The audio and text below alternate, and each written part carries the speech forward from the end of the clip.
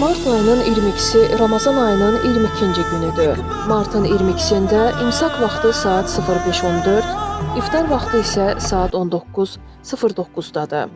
Ramazan ayının 22-ci gününün imsak duası belədir. İlahi, bugün fəzl qapılarını üzümə aç, bərəkətlərini mənə göndər. Bugün sənin razılığına bais olan işlərdə məni müvəffəq et. Məni behiştin ən yaxşı yerində sakin et. Ey biçarələrin duasını qəbul edən Allah.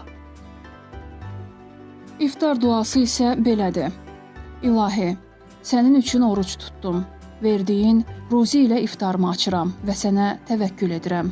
Orucumu qəbul et. Həqiqətən sən duaları eşidən və hər şeyi bilənsən. Ey geniş bağışlama sahibi, mənim günahlarımı bağışla. Allah orucunuzu qəbul etsin.